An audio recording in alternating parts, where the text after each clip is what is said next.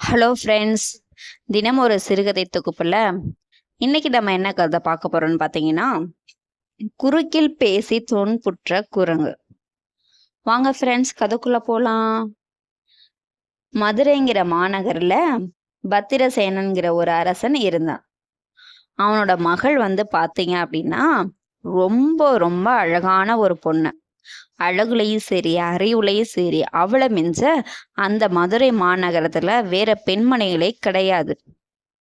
அதனால அந்த பத்திரசேனன் தன் மகளை மிகவும் பாதுகாப்பாகவும் நல்ல வரன் கிடைக்கும்படி எல்லா அரசர்களுக்கும் தூது விட்டிருந்தான்.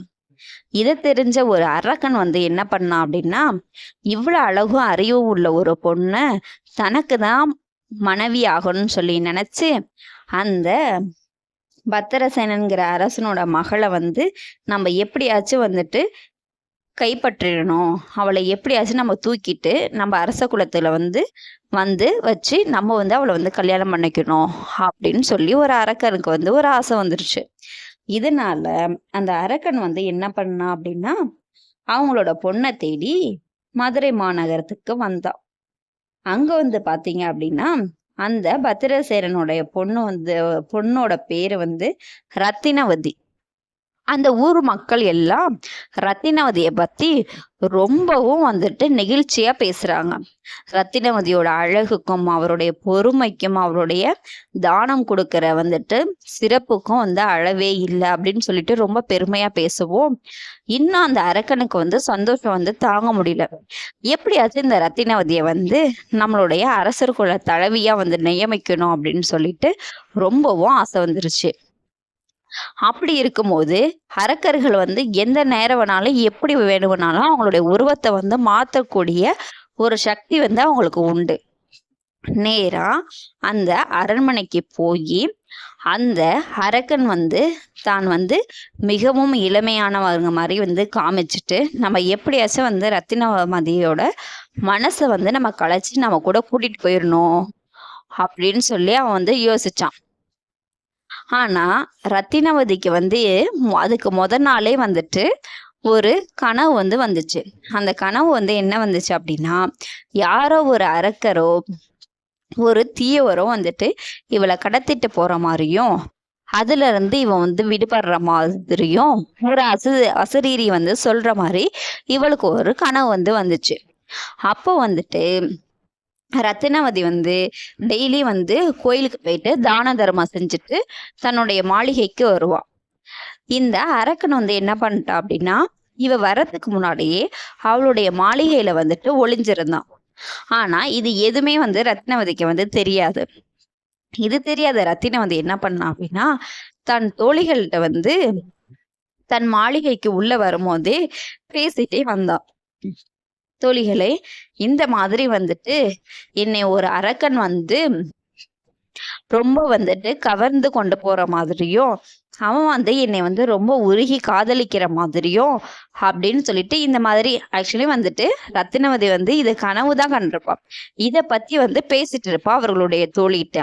அந்த அரக்கன் பார்க்க மிகவும் பலசாலியாகவும் 7 மலைகளையும் தூக்கி கொண்டு செல்லக்கூடிய மிகவும் வலிமை வாய்ந்தவன் அப்படின்னு சொல்லி பேசிட்டு இருக்கும் போது இதை கேட்ட அந்த ஒளிஞ்சிட்டு இருக்க அரக்கன் என்ன பண்ணா அப்படின்னா, அந்த இடத்தை விட்டு நம்ம எப்படியாச்சும் சீக்கிரம் வெளியில போகணும்னு சொல்லிட்டு தப்பிச்சு வெளியில வந்துட்டான். அந்த அரக்கனுக்கு என்ன தோணுச்சுன்னு பாத்தீங்கன்னா, இவ ரத்தினவதி தன் கனவுல கண்டதான் அவளோட மாளிகைக்கு தோழிகிட்ட சொல்லிட்டு இருப்பான்.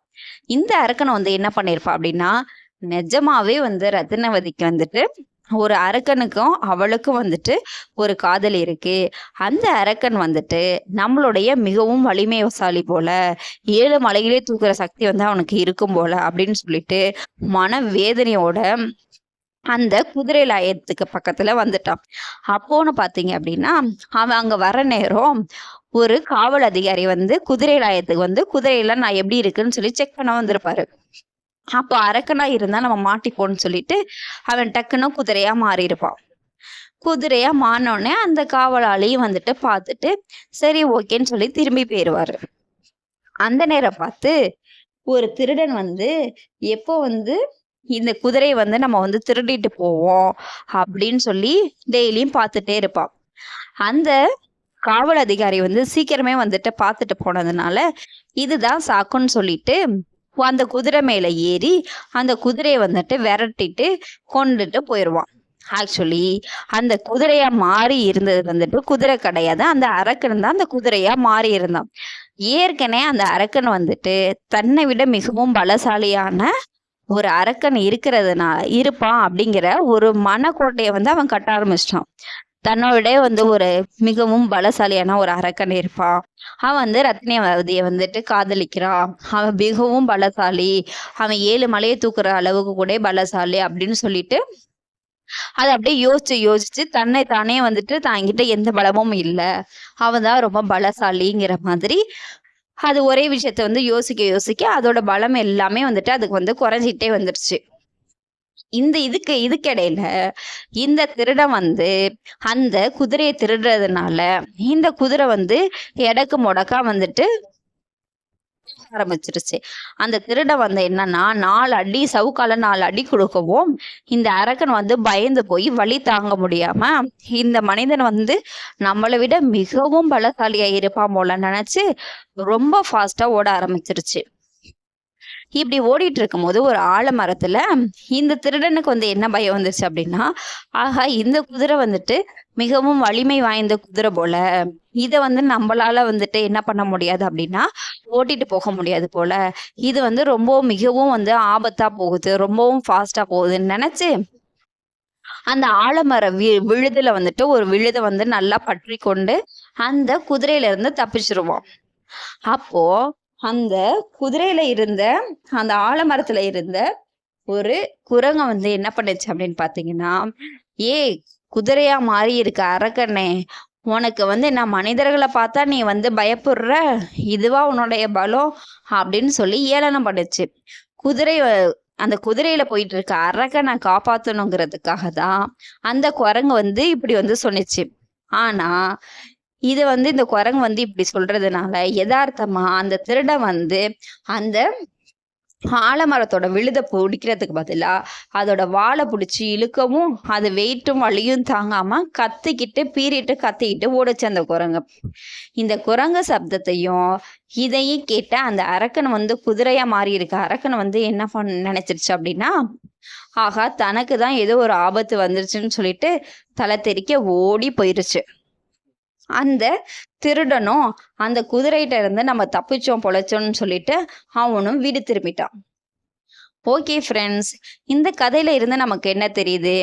ஃபர்ஸ்ட் வந்து பாத்தீங்க அப்படின்னா, அந்த அரக்கன் வந்து ரத்தினவதியை பாக்குறதுக்காக அவங்க மாளிகைக்கு வரும்போது ரத்தினவதி வந்து தான் கண்ட கனவை தான் அவங்க தோழிகள்கிட்ட வந்து அவங்க வந்து பகிர்ந்திருப்பாங்க.